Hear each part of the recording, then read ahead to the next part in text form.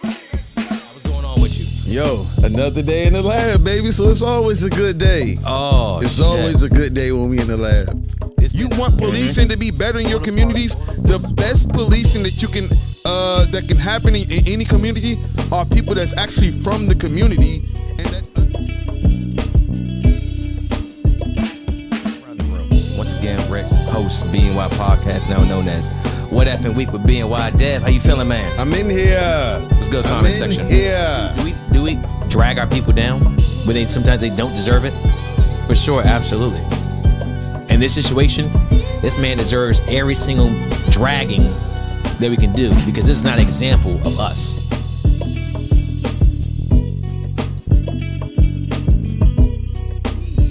But you got the angles. You got the knowledge of the game, bro. This is where you're getting at, the IQ.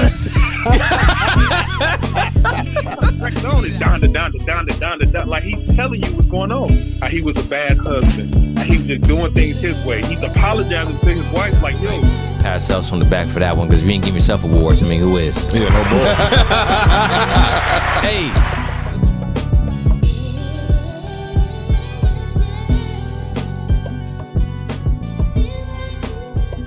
One of our play us out for us.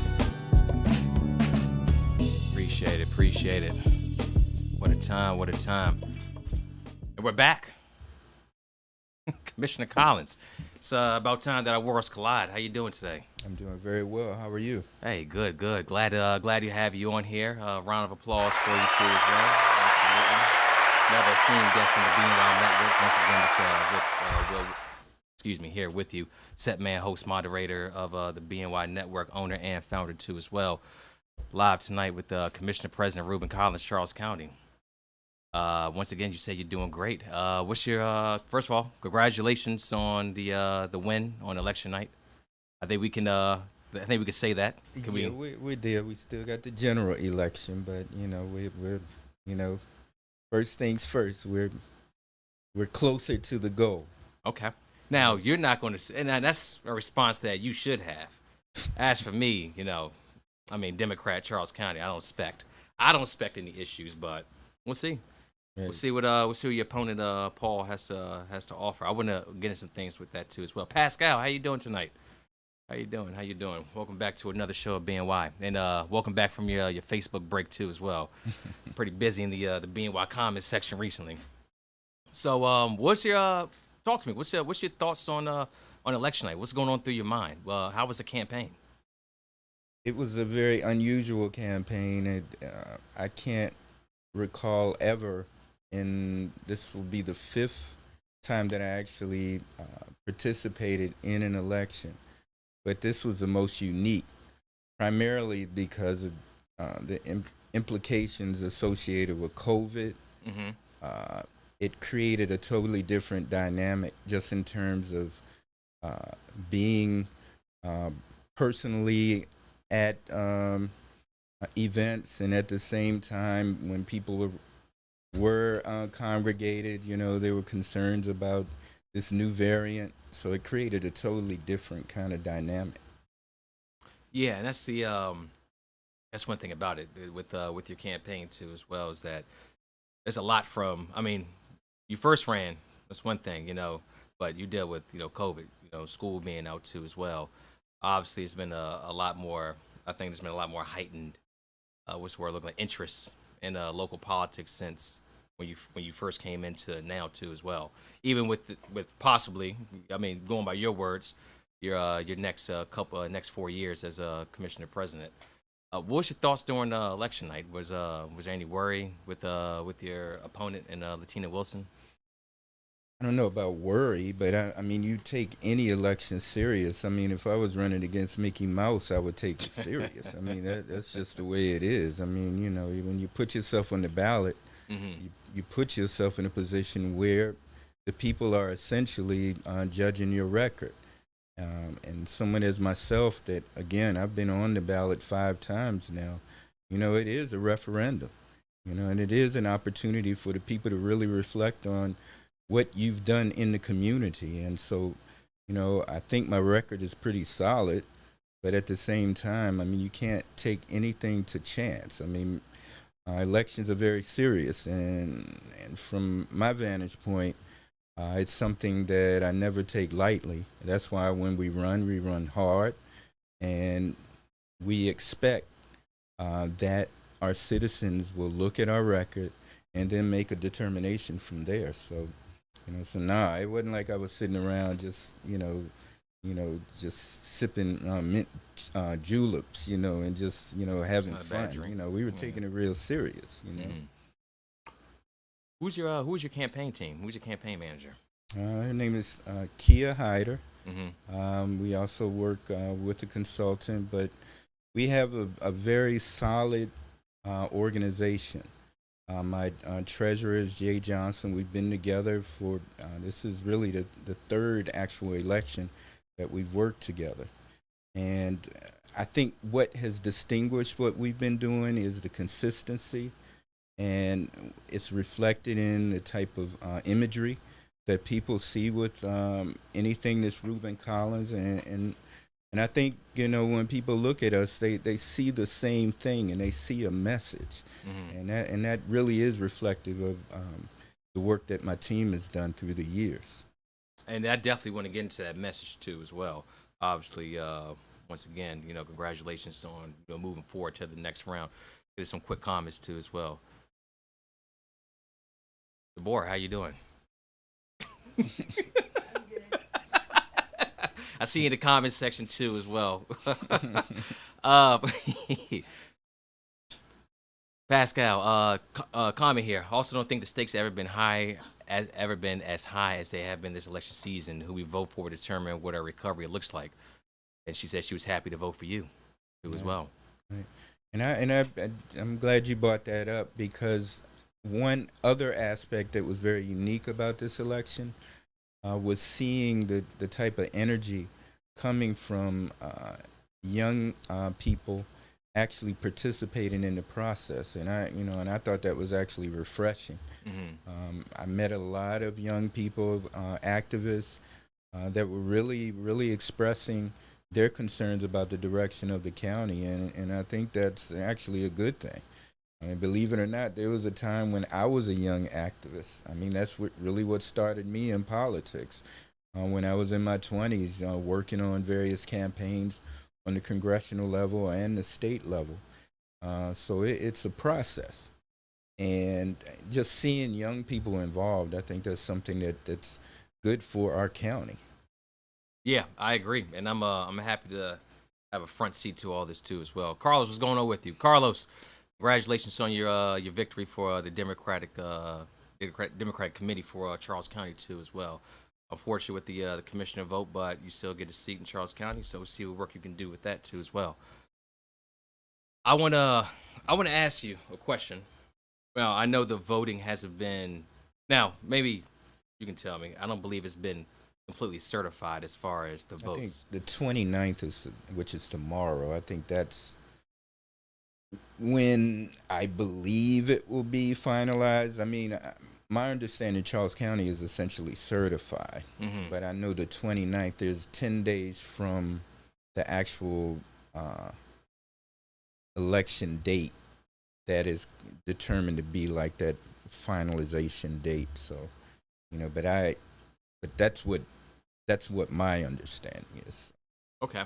So, obviously, the commissioners, essentially your co-workers, District 4 has been a change. What's your thoughts on Patterson and Rucci? District 4 is fundamentally one of the most important districts because it is probably the most diverse district in the entire county. And so its representation is one that is very important to the community. I think what Patterson will bring is fresh new eyes and essentially looking at things from the perspective of being a younger person. I think that will be good. I think he will be someone that will be active in the community. And I think he will be someone that engages the community directly. I think Rucci had a great run. But, just like everything else, I mean, change is essential. And I actually view the opportunity to work with Mr. Patterson as being something that I look forward to. What do you say to Commissioner Rucci Obviously, he can't be feeling the greatest, with running for election, running the campaign, then end up coming up short.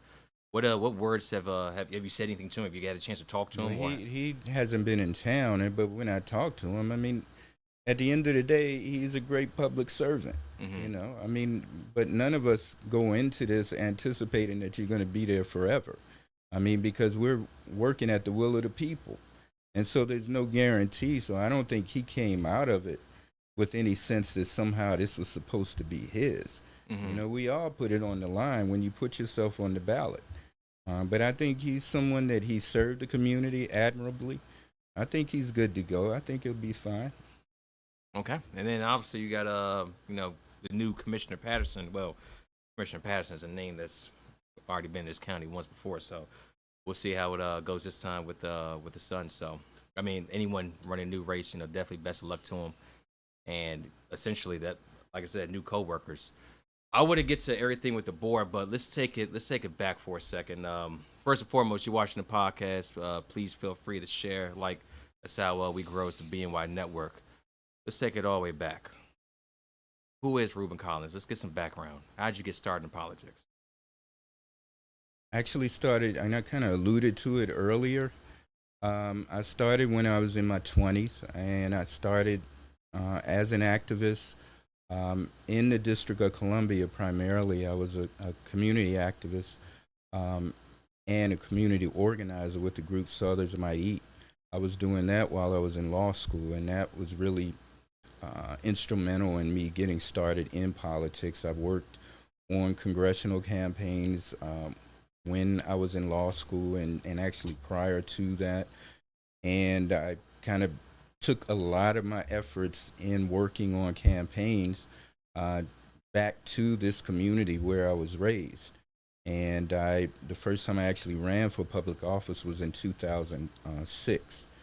And that was actually a historical election, because that election was the first time that the county actually elected an African American as a commissioner, and that was a contribution that Edith Patterson and I both made at that time in 2006. And so from that point, I did 2 terms, represented District 3, which is Waldorf, and in 2014, I ran for president for the first time, and I wasn't successful. But I ran again in 2018. We did very well, and as you stated earlier, in 2022, we won the primary for re-election. So this is where we are right now. So, 2006, first black, you and Commissioner Patterson, first black commissioners elected. When you look at Charles County now, and then you see Charles County is I believe as far as majority, minority, the wealthiest in this country, the United States of America, and you being the commissioner president of this county, what does that mean to you?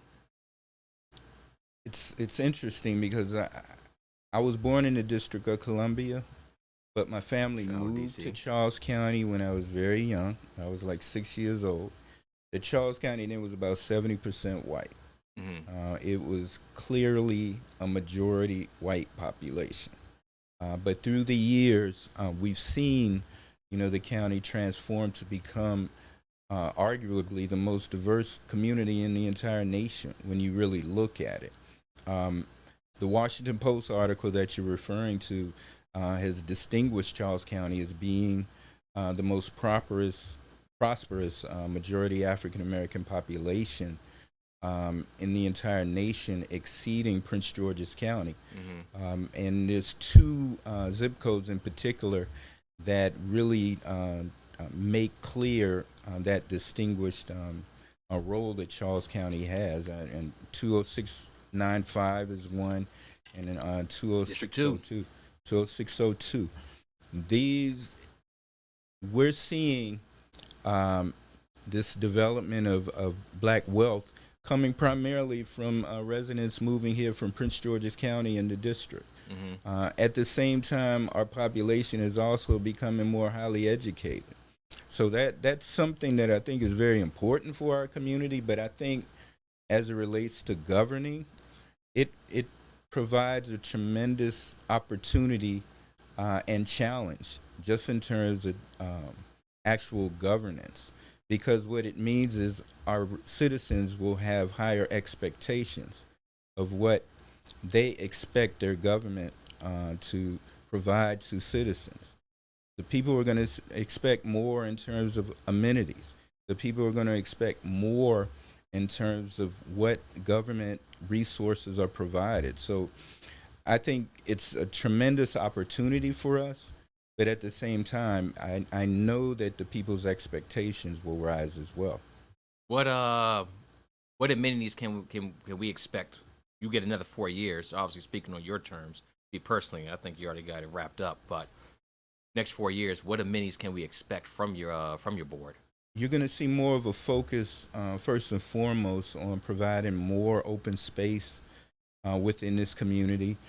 There will also be a more invigorated effort to address and work directly on projects that's called the Waldorf Urban Redevelopment Corridor, which is a redevelopment project that will redevelop the heart of Waldorf.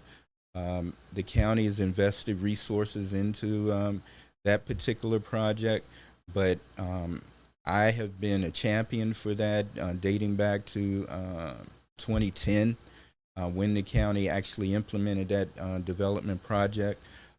You'll see the county closer to actually seeing light rail as a reality. We've received funding from the feds as well as the state government, actual dedicated funding to take on the environmental studies that are necessary. So you're going to see also more of a focus on really finding more ways to expand our overall local economy. There are a couple of ideas that I put in place and that I'm confident will be move forward during this term. One is to create what is called a revenue authority in the county.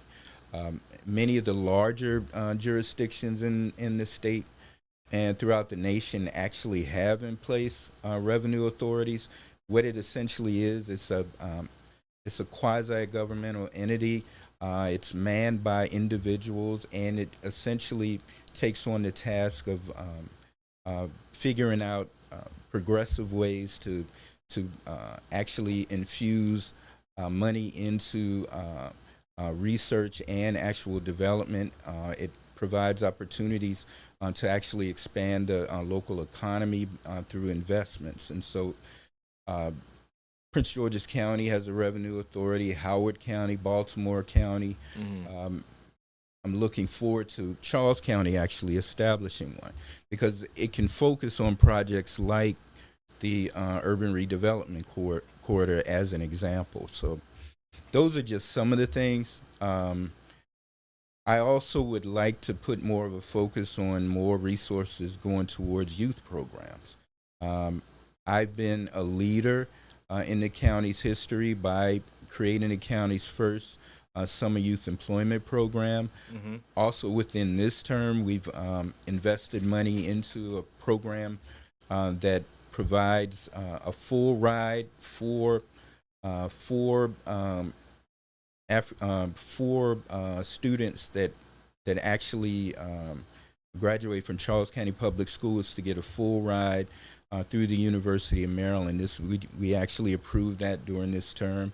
We're going to move forward with that program. Hopefully we can expand that and have more of our youth take advantage of that.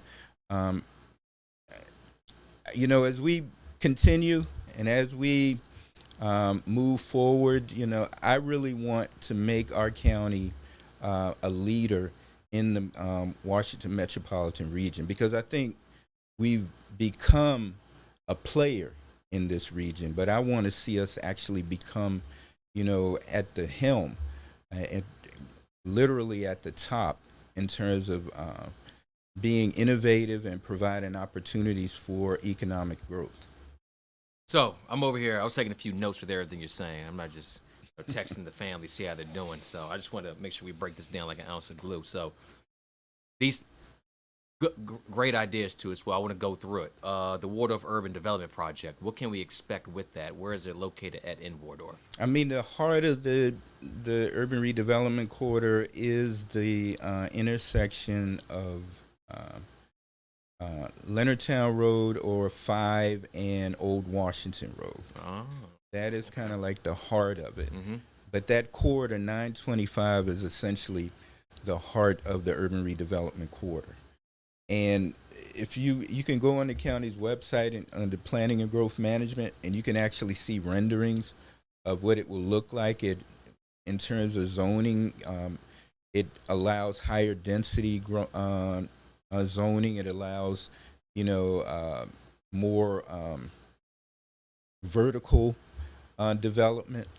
It's mixed use in scope, so you'll see similar to the kind of vibe you would get like in Alexandria or something like that. That's what we anticipate with that future project, to really attract younger people in the community to actually live in that area as well. And I talked about the light rail. Mm-hmm.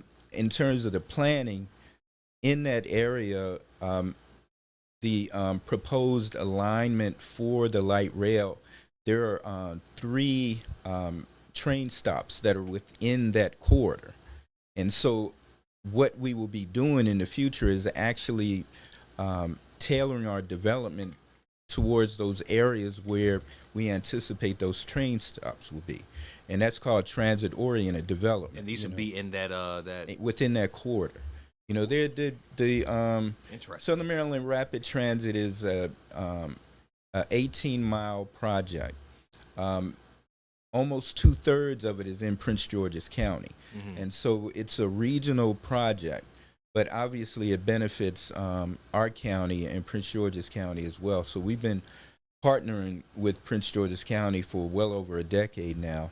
And like I said earlier, we actually reaped the benefits the last 4 years by seeing funding coming directly from the state and the federal government. So the urban redevelopment core will be a critical element in the future development of the county. And because I think it will provide a lot of opportunities for economic development as well within that corridor. Another thing that I believe will be fundamental to that is within that area, the county should explore and construct like a municipal center or something like that would be like a hub in that area. And it would also be reflective of Waldorf being our population, where our population mass is primarily, and having like a municipal center that would be within that area. I think that would be very important in the future of the county. Are you expecting? Are you looking for a certain kind of business to come to this redevelopment area, or do you have something in mind, or are you just looking to attract what can come to Charles Well, County? I mean, the hope is as we continue to develop our economy, we'll be in a better position to attract the type of retail and others like services that I think our citizens are really craving. What would you like to see here? Just out of I mean, curiosity. I'd like to see, more high scale, like retail. I'd like to see like, a Wegmans in our community. Mm-hmm. And I think with that type of project, there's 2 opportunities. I've been really focusing on the urban redevelopment corridor, but in addition, there's another project right at the Prince George's County, Charles County line that's called Waldorf Station. And if you look, that property is actually owned by a major developer, Greenberg Gibbons. Mm-hmm. And Greenberg Gibbons has committed to developing, similar to the urban redevelopment corridor. So it'll be like higher density. It'll be more activity in that area. You'll see more upscale restaurants. There'll be a hotel in that area. It's going to be, I think, something that will compete with what's going on in Brandywine. And I also think, and Greenberg Gibbons, they haven't promised, but they've certainly suggested to us that they will likely attract, something in the magnitude of a Harris Teeter, or, like a Wegmans, or I take a Harris Tea at what, Publix. what's the other one? Whole Foods. Mm-hmm. They're not promising, but they're certainly working aggressively to try to find and bring that type of grocery store to our community. Okay, I'm taking a couple of notes here. I want to come back around to that too as well, but I want to talk light rail. How far away do you think we are from light rail? Realistically, I'm saying like 15 years. 15 years? Realistically, because it's going to take like probably 5 years to get through this. It's called a NEPA study phase, and once you get through that, that's when the whole project is really taken over by the federal government, and it becomes essentially like a major infrastructure project, and you need that commitment from the federal government. So I'm saying realistically like 15 years. And it's for sure happening. There's no stops, no. Well, I mean, litigation. Where the momentum is vastly improved from where it was 5 years ago, because we actually got money in the mix now. 5 years ago, we didn't have a penny from the state, nor matching money from the feds. And now we're in place. We're in the game. Where it'll really be clear that we're in the game is when we start becoming like on that list of major like transit projects. Like you see the list with the purple line and and these other projects. Mm-hmm. Once we get on that list, and I believe we're very close to that, the influence that I will have is next year I will be the chair of the Metropolitan Washington Council of Governments Transportation Planning Board. Oh, really? This is a major piece for Charles County. To have an actual local official chairing that committee, so we can put at the top of the priorities for the entire metropolitan region, our transportation issues, and interests. So that's something I'm really excited about, just the opportunity to be in a leadership role, and to be a part of COG. We've been members with COG for over a decade, but this opportunity with me in that position, it will be a benefit to the citizens of Charles County. What do you say to the opponents of light rail, as far as they believe that you bring it to the area, it could bring a lot of negativity too as well, as far as crime? Right. I remember that was one of the biggest arguments against Metro in Georgetown when it was first established. Now you see residents in Georgetown and the district, they're clamoring and asking for that extension. Metro will extend to Loudoun County, which is the wealthiest county in the entire nation. The citizens there are clamoring for rail. When you look at the transformation of rail in some of the more dilapidated areas of Prince George's County, and you see how Prince George's County, for example, has turned that around and focused on transit-oriented development, you see opportunities like what's going on in Suitland. See, we can say we don't want it, but at the same time, those same people are saying, well, why haven't we attracted large federal agencies? Well, because we don't have any kind of transit. That's fundamental. You think about it. You don't have, federal agencies in areas without, a diverse transportation operation. It just doesn't happen. What that does is it provides an additional amenity for a region that is essentially the wealthiest majority African American population, and I'm including Prince George's County when I talk about this. So you talk about an area that is essentially underserved because it doesn't even have that type of amenity. And Charles County is home to the worst commute in the entire nation, right?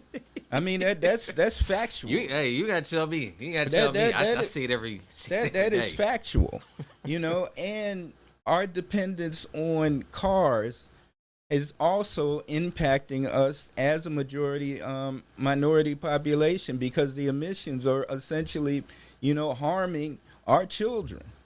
And so we have to rethink this. At the end of the day, rail will actually increase people's property values. That's the way you look at it. And I hear this discussion all the time. Well, that's going to bring crime. Mm-hmm. It reminds me, because I try to visualize how that plays out. Okay, someone's going to get on a train from the district to come here, right? To rob someone, and then get back on the train for a 30-minute drive. Fundamentally, that doesn't make sense to me. At the end of the day, the community provides the resources to keep us safe, and rail and enhancing our transportation system will actually do more to benefit our community. And so I just ask those that are concerned about that, think it through, because I think you'll see the benefits in the long run, because it'll make our community a more sophisticated community. It will provide an amenity that I think is necessary in a community such as ours, that is one that is a relatively wealthy community and should have those amenities. And at the end of the day, it'll put us in a better position where we can actually attract a possible federal agency here, and make it more realistic, and make people less inclined to actually get in their cars. They can actually work and live here in Charles County. What kind of federal agencies will you look? I'm not saying anyone specifically, but I'm suggesting that if you don't have any type of rail, you can forget, even being considered for a federal agency. You look at the discussion. This is another example when, what was what's the large corporation? I'm thinking Apple. What is Amazon? Amazon. When Amazon was going through its search, look at the areas that they chose. They chose areas with expanded transportation options. You think about it. And that Northern Virginia corridor, that is considered, like light years ahead of most areas in the entire nation. Wow. And we actually put in a bid. Charles County put in a bid, but that was at the top of the list. One of the reasons why we weren't even considered, because we don't have any kind of rail. We don't have anything like that. So we got to really start becoming more forward thinking in our perspective. I want to read some of these comments here too as well. Thank you, everybody, for holding off as we conducting this interview with Commissioner Collins. Once again, you're watching the podcast. Share, like, helps us grow as a network. Let's keep it on light rail. A couple people have questions with that. Johnny, what's going on, Johnny? Johnny Jr. Those that say that they don't want Metro reaching this far have underlying other reasons that they are afraid to admit. Johnny, talk on it. August, how you doing? The emissions from the Maryland airport are also harming our children too. We'll get to the airport. August, we'll get to the airport. That's part of the agenda. Pascal, who's jumping on the Metro to walk through these back roads to commit crimes? Everyone that canvassed the election season can tell you no one is walking in the heat to do anything. Shauna, how you doing? Shauna says that light rail will bring crime. I know someone can buy a car for $500. Like, cars are not luxuries. I'm just saying, if they want to come and do crime, they would do it. Also, look at Alexandria. Those homes in the Metro Rail are going for $750K to $1 million. Just saying. Sean, I feel like you're saying two different things there. If you can clean that up for me. So you say 15 years away, but obviously, I'm saying realistically. Yeah, but obviously for any area in America to grow, like Northern Virginia, the growth is just constant. They obviously have the transportation for it, and I mean that 5 to 301, going from Charles County out of here is just, it's rough. There's only a few ways out this place, and it's all tough to get out of. So I understand it. I get it. And if the funding is there, and you say you're on the board too as well, Right. so Well, I'm on the transportation planning board. right. Right. So which is kind of a separate entity from the funding sources that I refer to, which is the state of Maryland and the federal government. But the transportation planning board is like essentially that. It's like a regional network that consists of the jurisdictions that are part of COG, and it creates like overall transportation policy. So one of the most recent projects was addressing emissions overall, and coming up with a climate change plan for the entire region, and which was something that you can actually go online and look at the results of that climate change plan. Let's switch topics here. You mentioned a little bit earlier.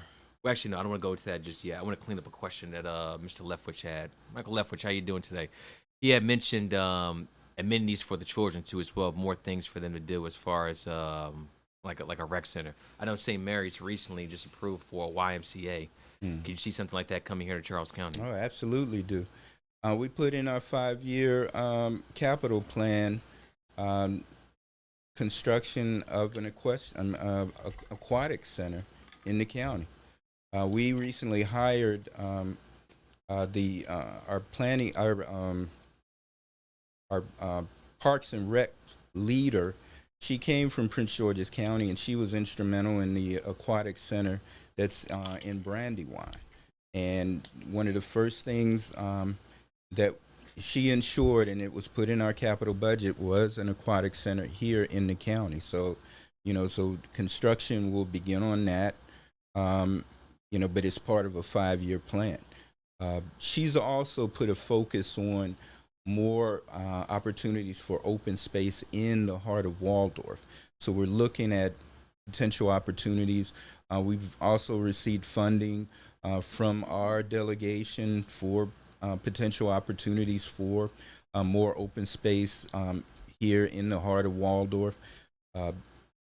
We've also focused on, and you've seen, because we really highlighted, the work on the Bensville Park, and the basketball court there, and the county plans on like expanding those ideas, and really moving those things forward in the future. So more open space opportunities. I'd also like to see more money that's going directly to like our summer youth employment program, and providing more in general for youth-oriented programming. What kind of youth-oriented programming? I would use as an example, because a lot of these things are actually, they're facilitated through like nonprofits, but what I envision is more resources just in terms of dealing with, behavioral health issues, the assistance in those areas. But direct funding from the county is probably more in line with like the youth employment programs, and and ideas that provides more just in terms of recreation for our youth. And while I'm thinking about this, go on. We convened last month a meeting that included all the various agencies in the county that actually in some form deal directly with youth programs and services. It included the Charles County Public Schools, the Department of Social Services, Community Services Division, the Sheriff's Office, of course, Charles County Government, Parks and Recreations. And the focus was to really come up with solutions to address like issues that are impacting our youth directly. One of the important conclusions was we didn't want to just make this like a discussion. We really wanted to target and come up with results. And we will reconvene in September. The focus will be on providing like specific ideas for after-school programs and services for our youth. So I will certainly let you know, and make sure that we get that information to the public, so they can participate, because we are these are public meetings, and we want the public to be a part of it. I absolutely. I think hold. I'm telling you, if I turn the air conditioning off in about 5 minutes, you're gonna have to turn it back on. But I'll turn it off. I have no problem. I have no problem with that. But no, these ideas are good. So let's. I want to take it a step back. I want to focus on your previous term. Agsa, she has a question for you. Like, as far as why wasn't, I know you mentioned funding was an issue too as well. That you just got the money for a lot of these ideas you've had the past 4 years. What was the hold up to not getting a lot of this stuff accomplished? I mean, but it was accomplished the last 4 years. That's why I'm presenting it. I mean, but everything is a process. Mm-hmm. I mean, I just got in 4 years ago, Mm-hmm. and we're moving forward with these things. 4 more years, we'll see those things reach fruition, and there'll be other ideas. But all these ideas, everything I discussed, was part of what we accomplished during this term. And that's as far as, obviously you're in office for a while now, but this is as far as you being The last president. 4 years, correct? Yeah, as And far as, right. yeah. Right. I mean, I think we accomplished a lot the last 4 years. We're one of the few jurisdictions in the entire nation that actually approved a diversity, equity, and inclusion resolution. Now, every policy decision made in Charles County has to go through an assessment to determine how it impacts every resident, and it has to go through an assessment looking at diversity, equity, and inclusion. Mm-hmm. We also hired a chief equity officer. I'm aware This of is that. Yep. something. You look at our county. What was that hire? made? That was in 2020. Yeah, I was recent, when that occurred. We also, and many people don't know, we're one of the few jurisdictions that actually established an interfaith council. And that's something that I think in the long run will be a benefit for all of our citizens, because what it does is it really focuses on the diversity that exists. The membership of the Interfaith Council includes the Muslim community, it includes the Sikh community, the Hindu community, the Jewish community, and of course the Christian faith. And it's a collective group. Again, it's a commission that was established by the Board of County Commissioners, but it provides opportunities for our residents, and so we accomplished a lot in the last 4 years. But I'm not stopping with that. We got to continue the momentum. Michael Leftwich has a question here. Can we utilize, well, let me answer this. A lot of vacant buildings in this county too as well. Any plans for as far as those go? Any possibilities of park and rec for those buildings too as well? I proposed during the most recent legislative term a bill that would create essentially like it would where we have abandoned buildings, it would provide like really incentive for individuals that may own like abandoned buildings to improve those buildings. So in addition, so if that building was considered like a disadvantage to the community, you could be double taxed if you don't do anything to try to improve that facility. In addition to that, we passed local legislation that would that essentially provides like incentives to make people consider like redeveloping. Like if you have an abandoned building, it creates incentives like and enhancements to that, to encourage like redevelopment opportunities.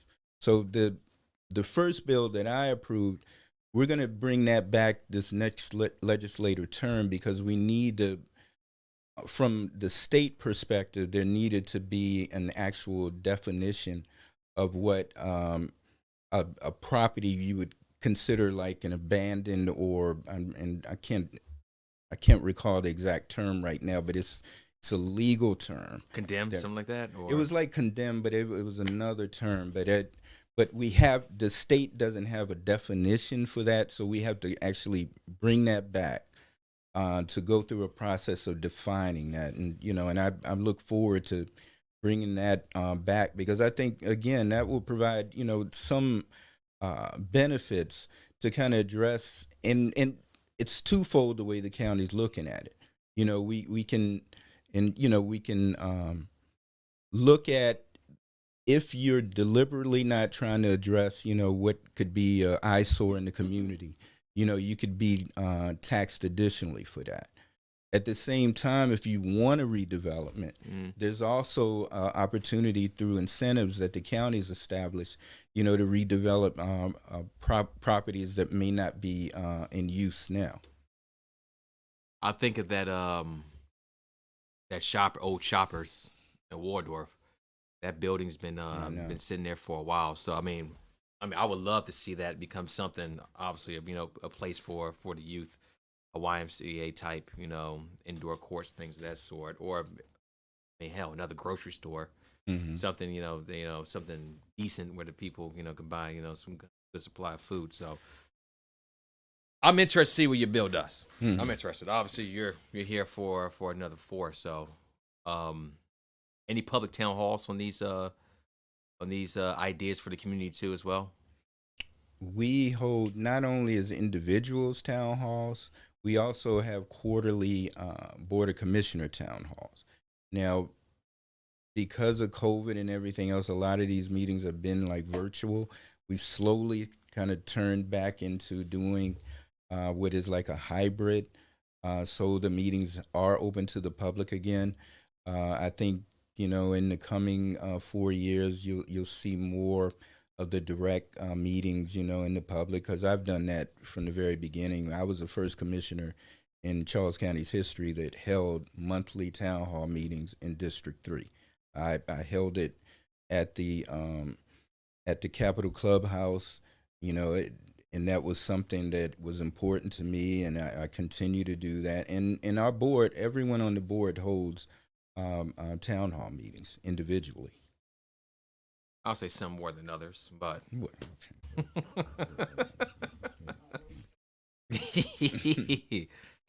let me get some of these comments too as well. I don't let the people out of here. Everybody, you have your questions, please throw them in the comment section.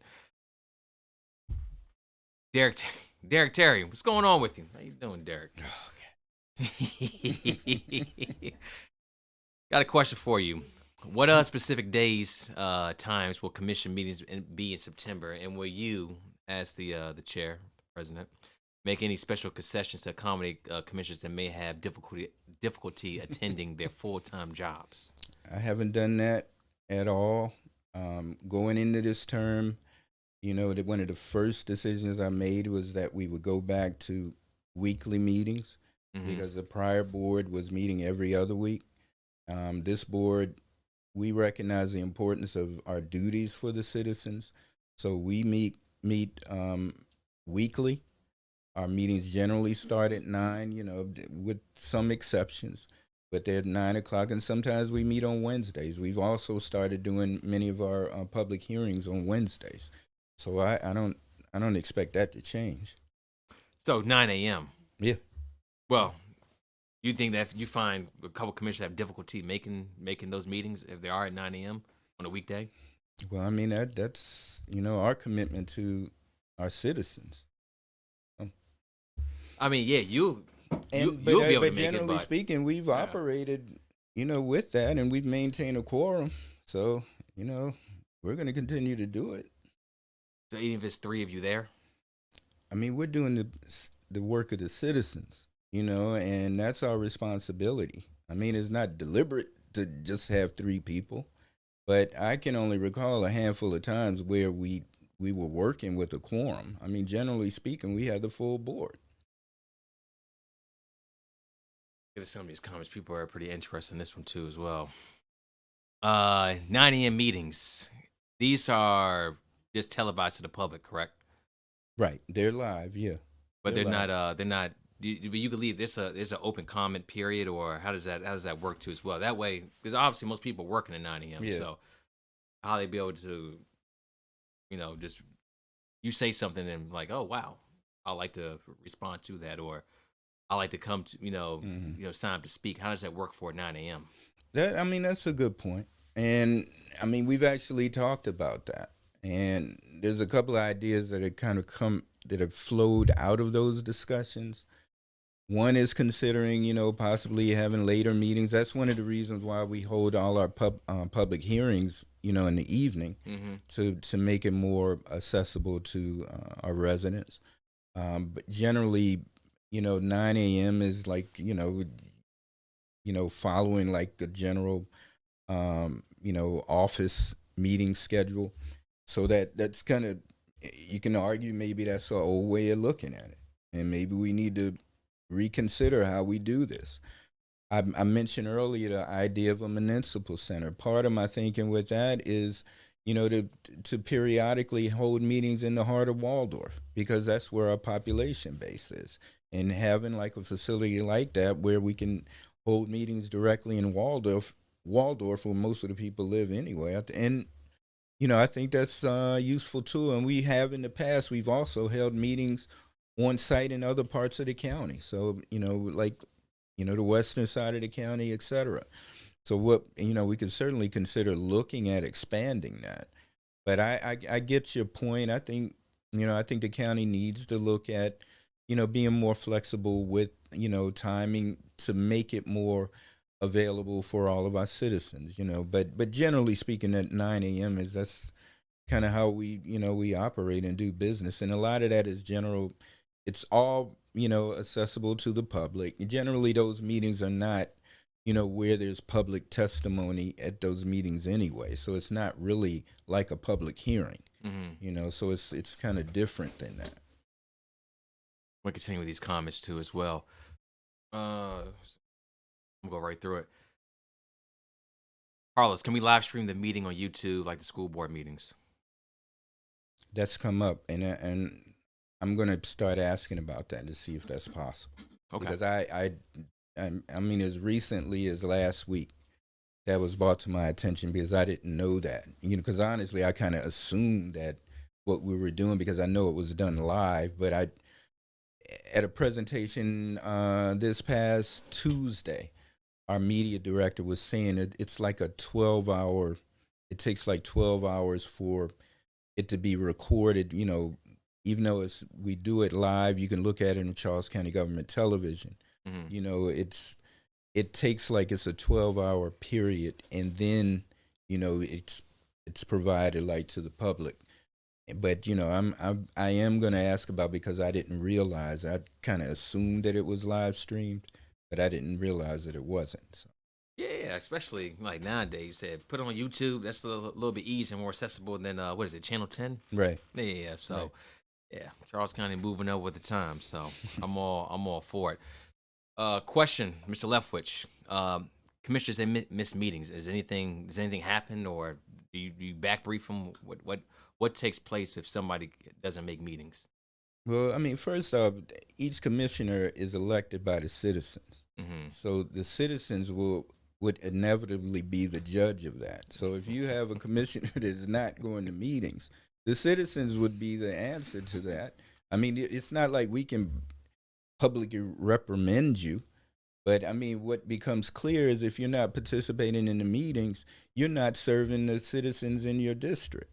And so the citizens are the ones that would make that determination, one way or the other. If they're good with it, nothing will happen. But obviously, if they see that their interests are not being served, the people will address that. That's not wrong, as far as the people are responsible for who they vote into office. That is very true too as well. And then I think the big thing with Charles County is just making sure people are aware and they know as far as their local political scene too. And that's one thing we try to do here, is spread awareness. We'll do our best in the next 4 years too as well to make sure people are more informed, along with the comment section too as well.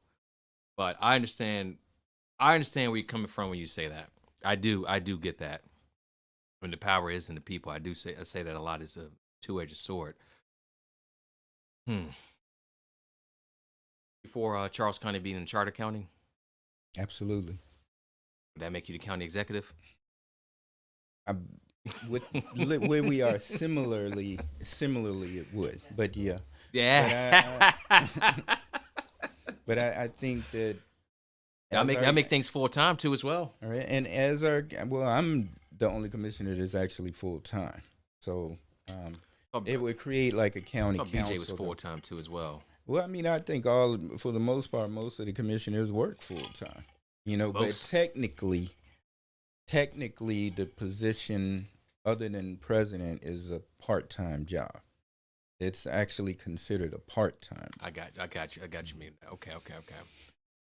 So you're for a charter county. Were you couple things for this too as well. Waldorf municipality. Are you for that? Absolutely. Waldorf, if you look at it, Waldorf is actually underrepresented. If you actually look at it, I mean, when you look at Waldorf's overall impact on the county, just in terms of taxes, just in terms of what it brings to the table, just in terms of accumulated wealth, its impact on our budget, just in terms of revenue that comes in, whether it's property taxes, whether it's income taxes, Waldorf is really underrepresented. And that's something, as the county moves forward, we really have to start looking at that. Just looking at the availability of representation. If Waldorf were an actual municipality, it would have more of a say in zoning. It would have more of a say on, how, resources are implemented, like law enforcement. These are things, if it was a municipality, it could make those determinations as, a duly represented entity.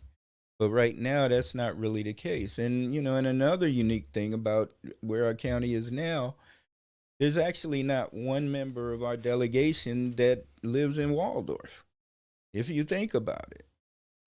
All of our representatives in our delegation live on the western side of the county, which is actually, think about that. I mean, Waldorf is really underrepresented.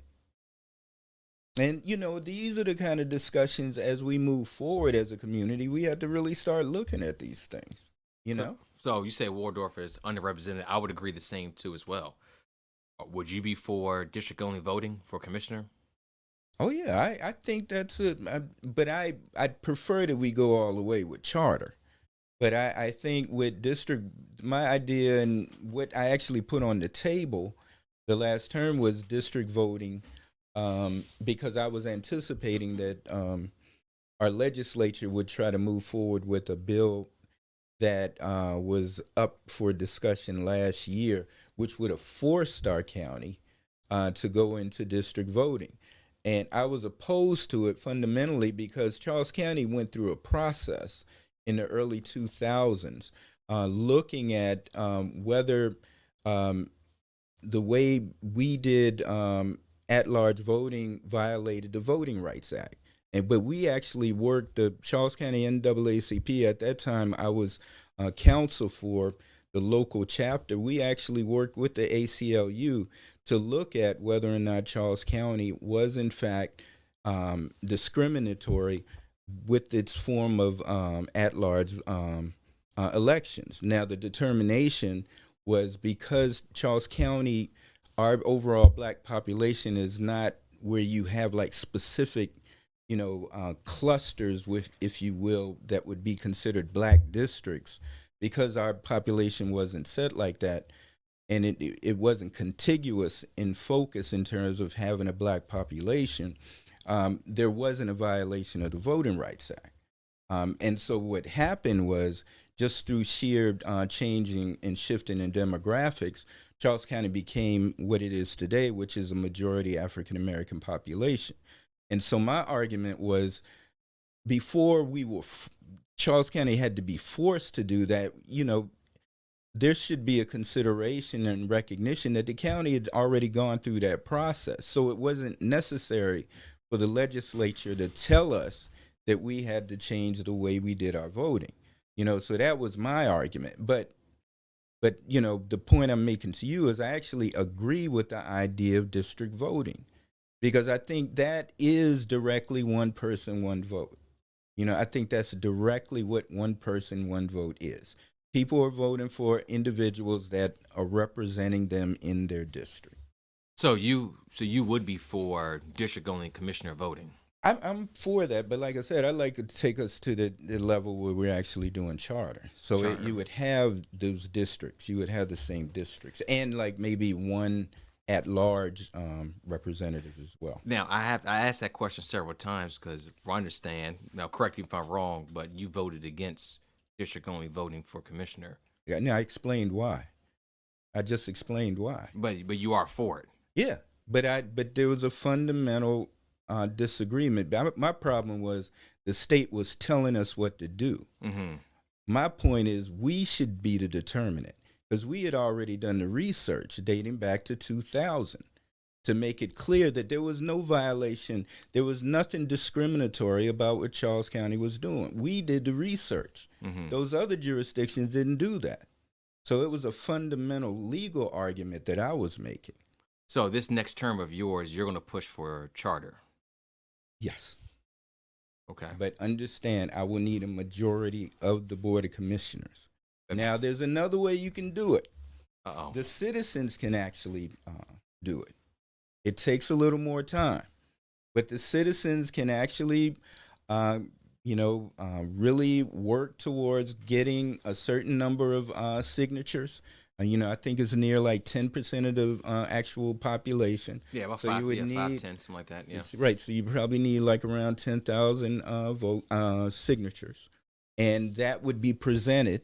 Those signatures would have to be certified. But once that is created, the citizens could create a charter commission, but it takes much longer than if the Board of Commissioners were the one to say, look, we are voting to establish a charter commission. See, that can happen just like that.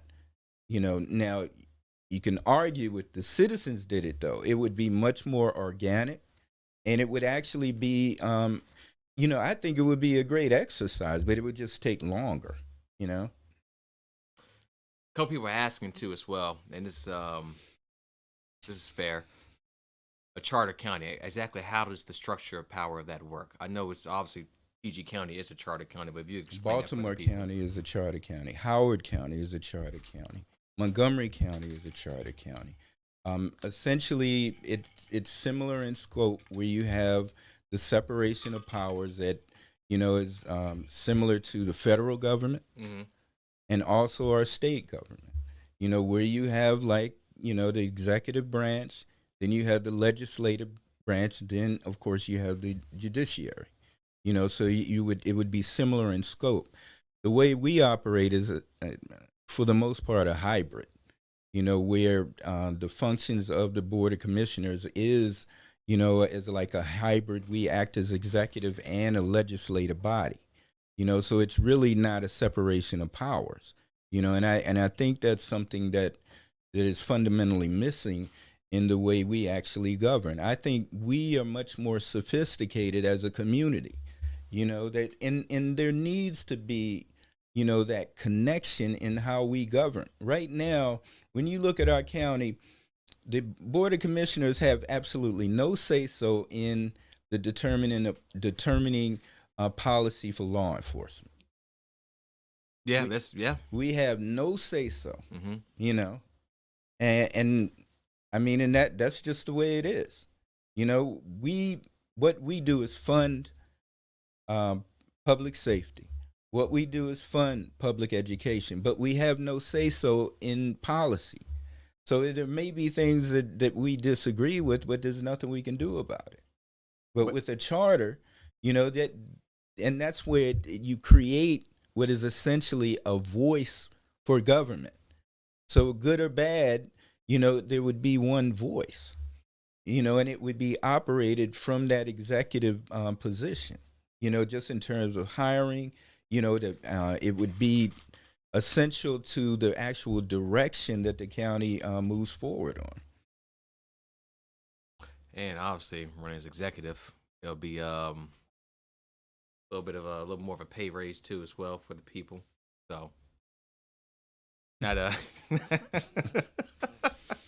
not such a bad thing too as well. But we'll see. We'll see what happens. Obviously, you're pushing for it, and then you mentioned people power, so we'll see what happens. Obviously, you're gonna have people for or against it. Is that something you plan on having a public hearing for? That entire process is public. The county actually went through it in 2013. 2012, the Board of Commissioners, that was the second board I was on, actually voted in favor of creating a charter commission. And that commission put on the ballot, and it was a referendum in the 2014 election, to basically it was on paper, asking the citizens, do you want to move the charter or not? Now, the overwhelming majority of citizens at that time did not want to move forward with charter. And that was primarily because people were miseducated on what it represented. People right out the bat, because the biggest opposition was coming from, as an example, the volunteer fire departments, because they were putting out there in the public that if this happens, then that means that the county will create like a paid fire department, which is absolutely false. It's absolutely false. But it was like information that was put out there that was misinforming the public of what charter actually represented. At the end of the day, fully paid a fully paid fire department is extremely expensive. As large as Prince George's County is, do you realize Prince George's County doesn't have a fully paid fire department? There's portions of Prince George's County's fire department that is volunteer because it's extremely expensive. The county simply couldn't afford that, even if that was something that the county was considering. It can't afford that. And so it was misinformation that really, I think, had an impact on people's understandings. And the other thing was the county didn't do enough to actually educate the citizens on what it represented. In 2002, the county moved from what was then a commissioner form of government to changing to being Code Home Rule, which we are now. Code Home Rule provides a little more power and authority to actually create local legislation than the commissioner form of government. But in 2002, when the county proposed changing and it went on referendum, the county educated the public. And you know what they did at that time? When you received your property tax bill, the county had like a little informational piece explaining, what the change of government was. See, when in 2014, we didn't do anything like that to educate the public. Why not? I mean, there were efforts. People were literally against it. And and I just think in hindsight, the county could have done a better job in educating the public. But this time around, if it moves forward, the county will do a better job actually educating the public. you got to push them. You got to control the narrative.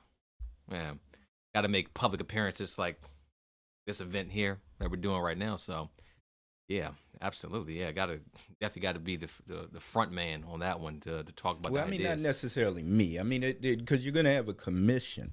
And the commission, those meetings are open to the public. They're open to, they're subject to the Opens Meetings Act. So though it's very precise, and, those meetings are scheduled. And, so it's an opportunity for the public to weigh in and actually be a part of the creation of this charter, which I think is something that's very exciting for any community, to go through actually creating a local constitution. Because that's essentially what the charter is. See what happens. Housing development, Charles County. What's your thoughts on it? What's been your role in that too, as well as far as developers? What do you mean? as far as the development of Charles County, more houses. That's fair enough. Let me explain a little bit too as well. We had BJ Bowling on the podcast. He had mentioned that with developers, they have always been held accountable with some of the promises they have made, as far as building community centers or hold up their end of the bargain when it comes to actually giving back to Charles County. What's your thoughts on that? I think we can certainly look at tightening the process, because I know it's come up with a couple of concerns raised by HOAs within the last 3 years. And I can certainly recall even prior to that, where that disconnect that occurs once the developer has actually completed construction and the HOA kind of takes over operations. And it's at that point where, a lot of the concerns are raised. And I know it's been brought to my attention, concerns from a couple of communities where which you kind of articulated, has occurred. And I think there's an interest in the county in looking at, how we can, create, and we actually have, as part of our legislative package, a local legislative package, a review and discussion on a bill that would, kind of tighten up that process. Like in terms, one example is, the bond, increasing the bond that's necessary, so you won't have issues where you have insufficient funds, as it relates to a bond if something were to happen, and also make the process one where the citizens have a direct and clearer understanding of, how things proceed in the future. So that's actually pending legislation on a local bill, and I anticipate that, and that we actually had that discussion. I guess about maybe about a month and a half ago. So that will be coming back, where the actual framing of the legislation itself, the public will be able to see that. So, so that is something that, because people have raised these concerns, and so, we are looking at that and looking at legislation to try to make that process one that, is fair, and it shows us being more responsive to the needs of our residents. So how has it worked in the past as far as developers, and correct me if I'm wrong, relationship with the Board of Commissioners? I know we have mentioned with Commissioner Bowling, but what have you seen as far as relationship? How does it work? You have mentioned that to make sure the public's more educated too as well. So if obviously you've seen this for a while now, so how's the relationship work? How does it work from building to commissioner? The process is one that creates layers, because developers cannot do anything without going through the planning commission. So any project would have to go through the planning commission, and the planning commission is a separate body. It operates autonomously, and it is the body that actually looks at the actual implications of any kind of development, and it makes a determination. And the planning commission then it goes through a process of approving or not approving, a particular development. Then the next layer, after going through the planning commission and the scrutiny of the planning commission, then it goes to the Board of Commissioners, for approval, depending on the type of development that it is. And then do you is anything back in return from the developers? I know you mentioned now you're talking about legislation now, but is anything in the past held them accountable as far as what they're giving back to the community, or are they just building houses and leaving? There have been limited situations where, for example, that part of the process may have encouraged some amenities, something, and I know in other jurisdictions, like people have requested possible funding to assist in terms of funding for public schools, because the actual development may impact public schools, and so so part of the discussion may include looking at providing more in terms of, money that would go directly to, because if it's residential and, and it's not senior, a portion of, money that developer outlays goes directly to Charles County Public Schools, to pay for anticipated anticipated increase in the student population. So those are the kind of things that are right at the bat. You can't do any kind of development without exploring how it will impact Charles County Public Schools. You said there's a kickback in money.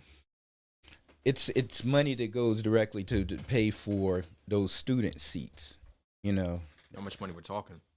It's like 10,000, per, like if you're doing a development of so many, that money will go towards public schools. And so like with a larger project that ends up becoming, a pretty substantial amount of money, but it goes directly to, funding for public school, because that money will be needed, for public education. So just to be clear, make sure we're on the same page. As far as developers in the past, they haven't held up their end of the bargain. And you're talking about now bringing legislation forward. No, this is already in place. I mean, I'm talking about what I'm just described is the process. What I was talking about in terms of what we would be working on is addressing some of the concerns with the development in the HOA transitioning to becoming the actual operator, of the development itself. Mm-hmm. So that's really kind of a separate issue. Okay. Read some of these comments. Let's go to it. Hold up.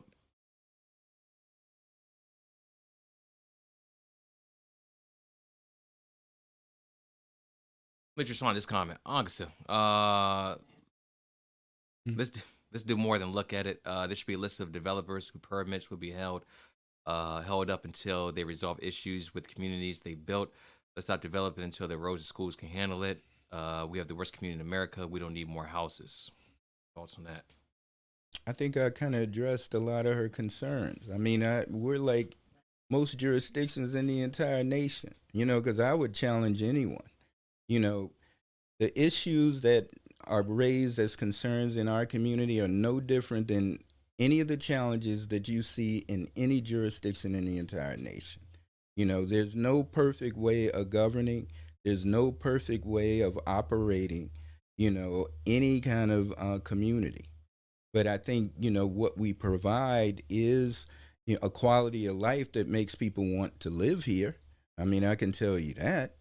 I'm not saying, and I will never go in front of anyone and say that we do it perfectly, but I think we're addressing a lot of the issues.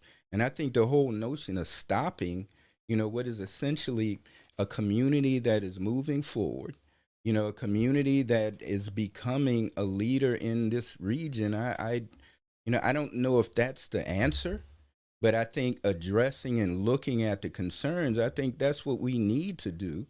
As representatives of the public. There's no perfect way of doing this stuff.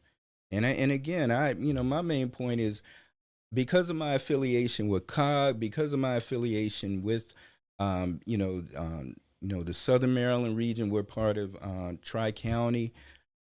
I'm in regular discussion with representatives throughout the Washington metropolitan region.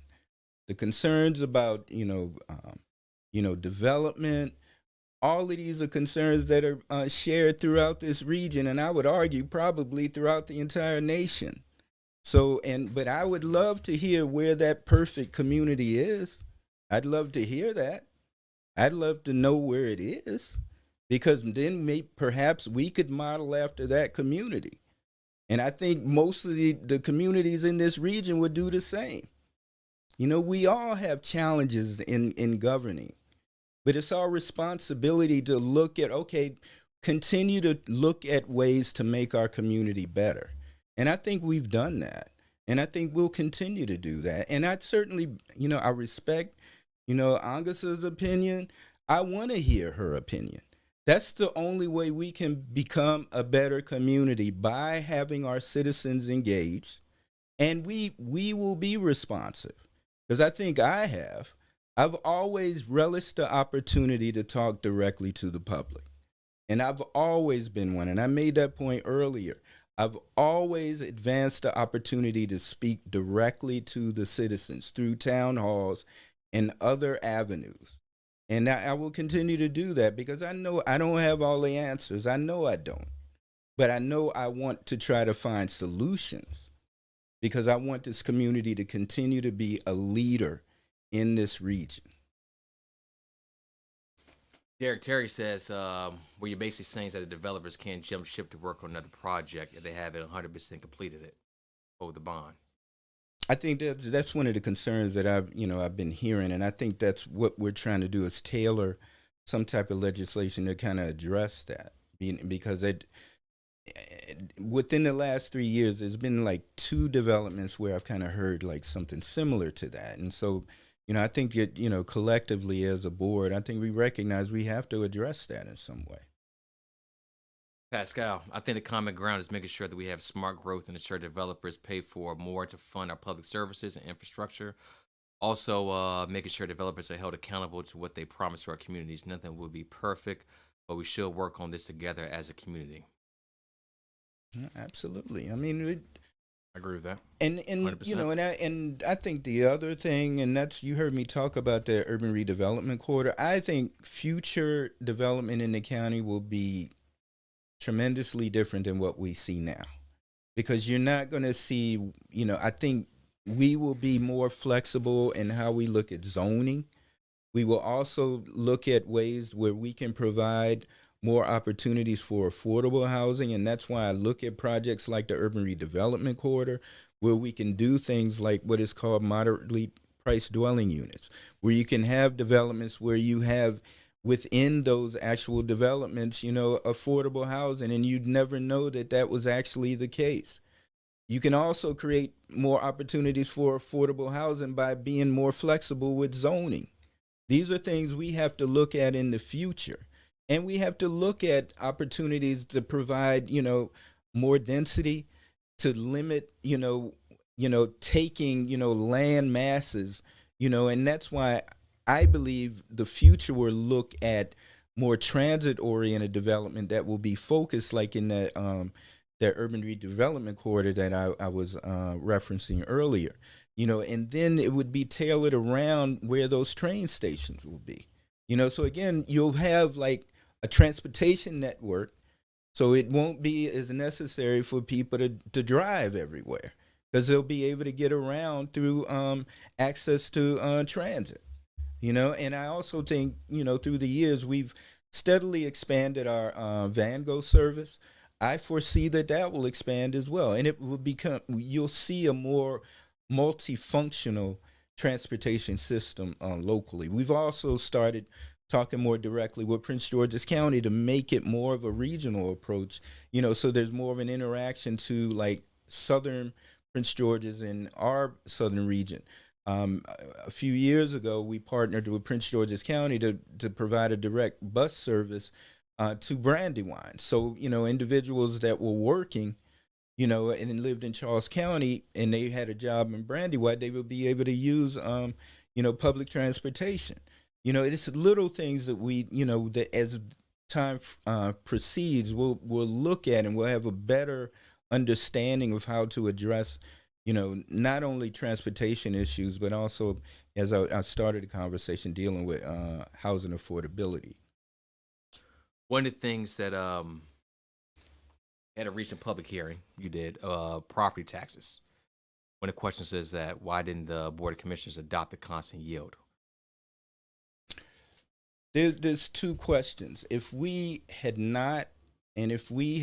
reduced and not followed what was essentially the assessed value as it was, then we would not have been able to fully fund public education. Then we would not have been in a position to actually fund the sheriff's office. One of the big goals and what was approved this past budget was body-worn cameras for the entire Charles County Sheriff's Office. Mm-hmm. We would not have had the resources to actually fund these very important services.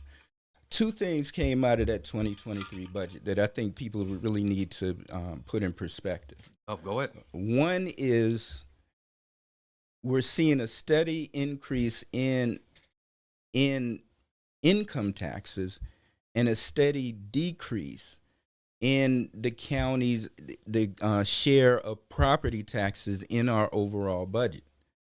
There was a plus increase of 14.2% in this budget in income taxes. There was a decrease in our continued interest in need in property taxes. So what you're seeing is a reduction in because I keep hearing that we're relying almost exclusively on property taxes, and that's not really the case. At the end of the day, what people need to look at when we talk about taxes is the overall tax burden. Now, I believe you said you came from Prince George's County. Born and raised. Okay. Individuals that are property owned, and I also started by saying the lion's share of the growth here in this community, which has made Charles County the most prosperous majority African American population, has been from residents moving here from Prince George's County. When you talk to individuals individually from Prince George's County and you ask them about their tax burden, they will tell you that their taxes were much higher in Prince George's County. You know I heard why? my parents talk about it. You know why? You're paying two taxes at the same time, yeah. And in addition, the property tax, just something you also pay like a tax for. People talk and compare like the resources in terms of recreation in Prince George. But guess what? You pay a tax for that. So it's your overall tax burden. When you look at the overall tax burden, you'll see that our people are really not being taxed on the same level as other communities. But what people say to that is that PG County has a lot to offer too as well. And as we progress, we will start seeing those things. And I also think people will be open to the idea of like some type of tax for recreation. Because when I bring it up, it's rare that I hear people saying, well, no, I don't want to do it. I'm actually kind of, encouraged by the response. And those are the kind of amenities that I think, our citizens really want to see. So I agree with that.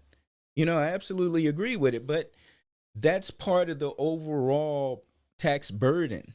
And when you look throughout the region, when you compare our taxes to like Montgomery County, all right, Baltimore County, they're vastly higher. Now, but that's because, you're also paying for additional amenities. I get it. But I think as we progress, as we continue as a community, I think there'll be more open eyes to, looking at things from a different perspective. And, I think quite frankly, we're positioned to actually move on a lot of those things. But the other point I wanted to make when you talk about the property taxes, the balance is, okay, when you talk about property taxes are not really a regressive type tax. It's really based on, income, and we talk about this community becoming more wealthy. When you come to Charles County, generally speaking, we don't have a public housing program. Generally speaking, the people that move here are purchasing homes. And so the property tax is fundamentally, the largest tax burden for most of our citizens. I also get the argument just in terms of property taxes, can essentially raise, the price of rentals, but I think there's other things we can do to provide more housing affordability. And one of those things is to create a housing trust fund and reestablish the housing authority that I had put in place in 2012. I think that's something that's very important for our future. because we need to have a housing trust fund, so we'll be in a better position to actually manage and actually look at a more progressive ways to deal with housing issues and needs in our community. And so that's another thing that I'll be pushing during this next term. I want to keep with taxes too as well. Obviously, we like to see the commercial tax base of Charles County grow. Morgantown plant, we're losing that. How do we plan on making up that tax? What's what we're looking for? Influx. We estimated with the two projects alone that I mentioned, the urban redevelopment corridor and Waldorf Station, that approximately it would generate approximately 220 million additional commercial tax dollars. The county is also focused almost exclusively on business expansion. There's several programs that have been implemented by economic development to really encourage, the growth of small businesses in our community.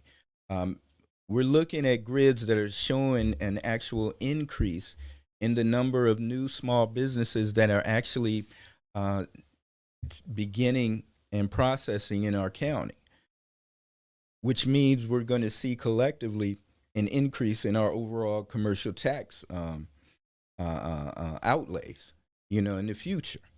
So the plan is to continue to be aggressive in encouraging the expansion of small businesses, looking at these redevelopment projects as opportunities for economic growth, looking at, ways that we can enhance, our economy, with ideas such as international trade, but doing this in a manner that's consistent with the future goals of the county. Do you anticipate property taxes continue to go up? Obviously, everything here is this is a process too, as well. Right. I believe, first off, the county has not actually raised taxes. The last time the county raised taxes was before I was even a commissioner. And that was only because at that time the county had put in place a special tax to pay for money that goes directly to our volunteer fire departments. That was like around, I think that was like 1999, maybe even 2000, early 2000. That was the last time the county affirmatively raised taxes. Well, since then, the county has relied on the fact that this is a prosperous community and the valuation of people's property is steadily increasing. Mm-hmm. So if you're a property owner, I guess you can look at it as being a double-edged sword. Now the shift in this was during the recession. That was the only time where the constant yield had reached a point that if the county had pursued it, it would have actually, it would have countered, the actual valuation, because property taxes were actually decreasing at that time. So other than going through that recession, we've seen a steady increase in the valuation of people's homes here, which I think at the end of the day, I think that's what most of us want. But as we continue to advance our commercial property and commercial property interests, I think certainly considering the idea of a reduction in a property tax, I'm pretty certain that will be on the table. But again, that's another idea that that would have to be a board decision. But I think if things aligned, I think the board would be open to that. Well, let's hope that our commercial tax base increases. So obviously, gas prices, there's people obviously still out of work, still hurting from COVID too as well. So whatever relief the county can give to everyday people, I'm all for. I hear them, I talk to them on here, comment section. So, all they see is my property taxes going up and I now have to pay more on top of a bunch of other prices. But obviously your position, you have to fund the county. Mm-hmm. So but I also look at where our community is, even during the recession, because of, a large sector of the population here are federal workers, federal contractors. So just in terms of, having that level of stability, we're positioned a little different than a lot of communities throughout the nation, just this region, quite frankly, because the Washington metropolitan region is actually the wealthiest in the entire nation. And that's because of, our proximity to the federal government and, federal government opportunities through contracting, et cetera. So just in terms of our workforce, we have a solid workforce. So we're better positioned in a lot of areas of the nation to deal with recessions, Where do you see Charles County at in 4 years? How do you see the economic development and overall county experience? I'd like to see that work project advance further. I expect to be close to seeing the conclusion of the those NEPA studies dealing with the Southern Maryland Rapid Transit. My hope is, just in terms of overall development, we will continue to focus on building our small business core. I'd like to see us be a leader in terms of building opportunities for minority business owners. I'd like to see, us actually reach beyond our stated goals of 25% of our procurement for minorities. I'd like to see us exceed that. 4 years, I think, of consistency will ensure that our overall economy will continue to expand. And I think that's something important because that filters into all aspects of, the quality of life, because it provides more resources for public education. It provides more resources for public safety, and so these are things that will benefit the community in the long run.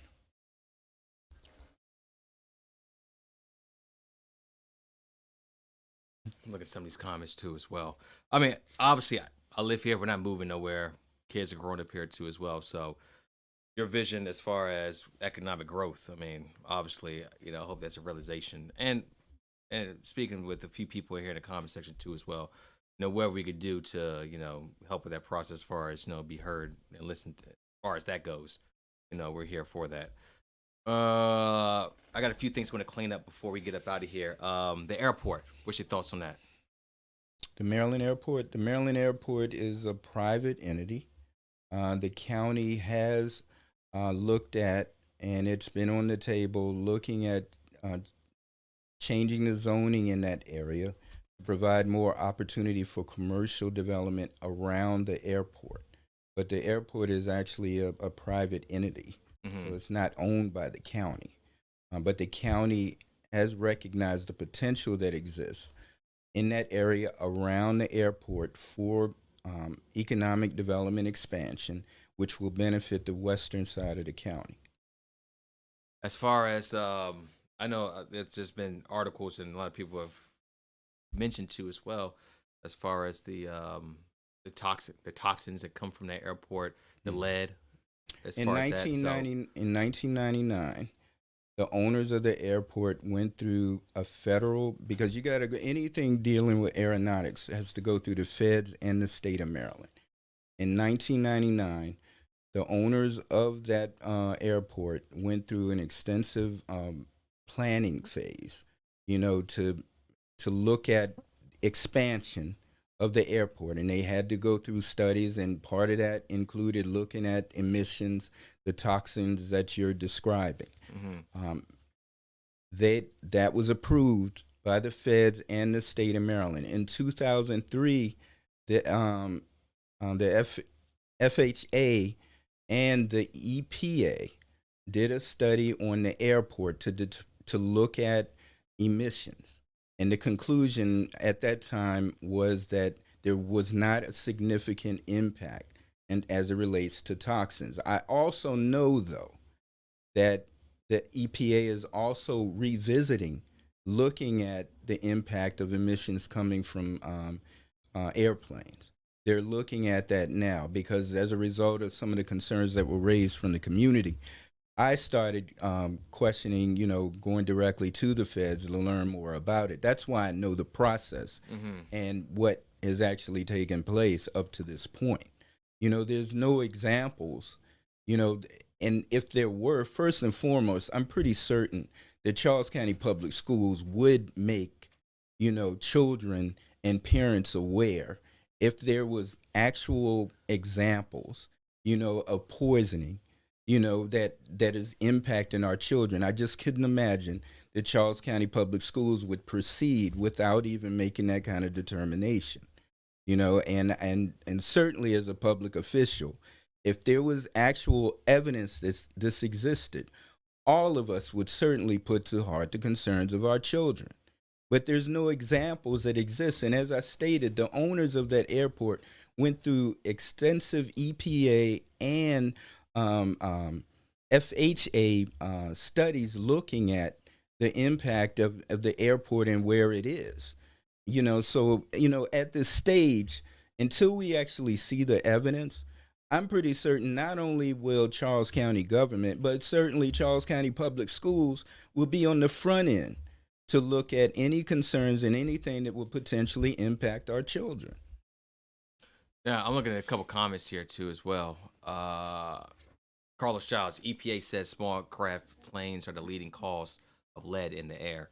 And obviously, the airport's close by a couple of Charles County Public Schools, too, as well. But that's Parks the and point Henson. I'm making. I mean, but, there've already been studies on that. That airport was actually in existence before those two public schools were even constructed. So the knowledge existed at the time that the schools were constructed. I mean, think about that. That it had already been in operation nearly 30 years by the time those schools were constructed. So you got to put it in that perspective. I'm not trying to make an argument and say, yeah, it's cool, because I think there's potential exists.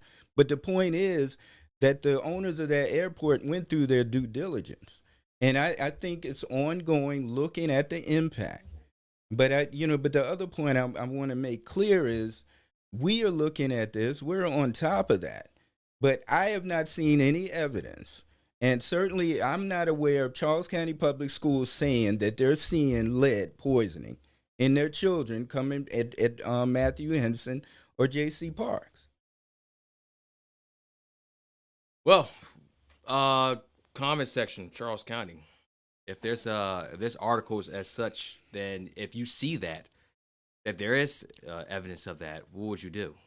The first thing we would do is deal directly with Charles County Public Schools, because what you're talking about, if that were the case, considering actually relocating, children from those two schools and looking at another area for the public schools, I mean, that would be one of the first things, and that would be, a fairly detailed process to actually look at that, but not only is the state health department, looking at this and certainly aware, of some of the issues that were raised, but on the federal level as well, as I mentioned, because, we've actually kind of reached out to, Senator Cardin's office in particular, and that's where I learned a lot in terms of what is already in place and what EPA is actually doing right now, to kind of look at, 'cause they're actually updating and looking at this, the potential impact. So you want to see legitimate studies that say, yes, right, this is the issue. Because that it's fundamentally about our people and it's fundamentally about our children. So I think we're on the same page with that. And as far as Charles County, not like a different That's district. what I'm talking about. I'm talking about Charles County. So, comment section. What Commissioner Collins wants here is study in Charles County. It's sent to you or to your staff that you can review and make a decision from there.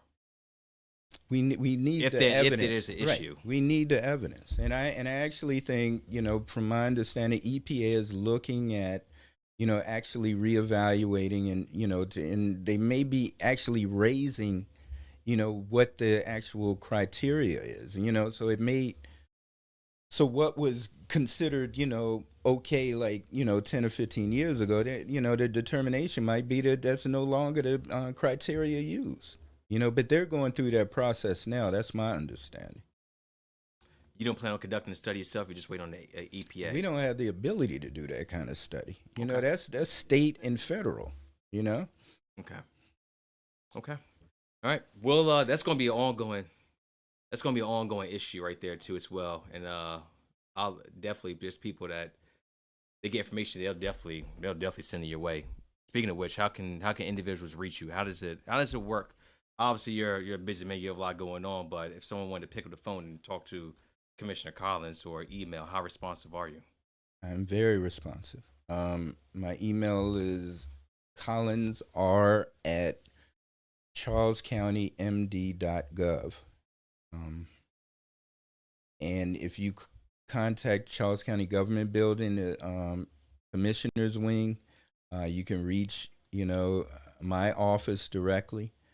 We are accessible in different venues.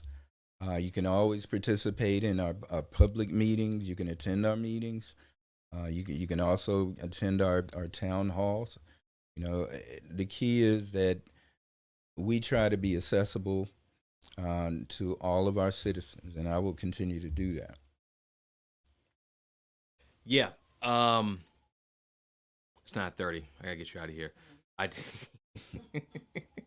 I definitely appreciate you coming on, and I definitely love to have you back on here too as well.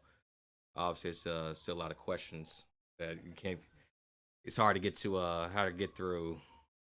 Was it your 16th year in office, something like that? It'll be 16 after this, because remember I had a brief period where I was out of there. Yeah. That was off top of the head, so that's not right. But it's close. Yeah. Upon completion of this term, it'll be 16. Yeah. So yeah, I definitely always ask for your information you put out there, because I like people to directly reach out to you in your office. They've been very responsive to me, so I know as far as questions go, they'll be able to reach out to you too as well to get the answers. Definitely thank you for your clarity tonight and some things, and as far as the way you have seen things, whether people agree or don't, at least we know your mindset of what you see as Commissioner President. So thank you for that too as well.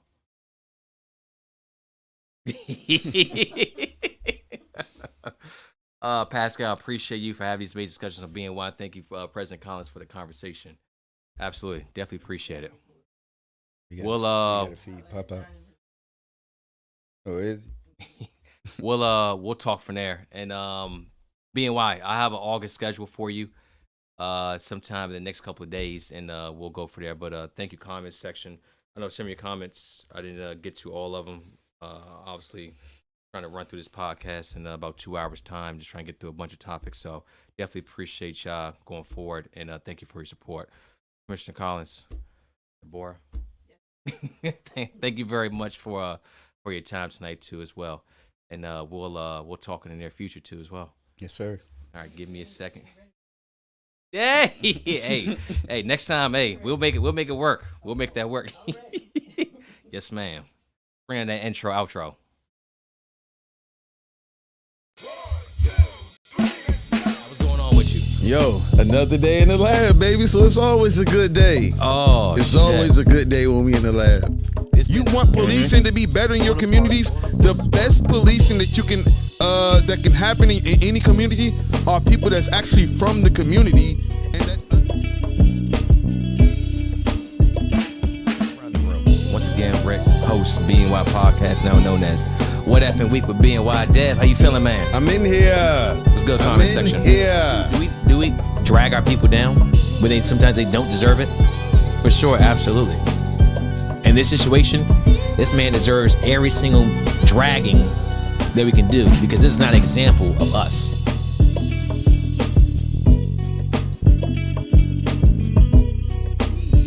But you got the angles. You got the knowledge of the game, bro. This is where you're getting at, the IQ. Down. Like, he's telling you what's going on. He was a bad husband. He was just doing things his way. He's apologizing to his wife, like, yo. pat ourselves on the back for that one because if you ain't giving yourself awards, I mean, who is? Yeah, no more. Hey.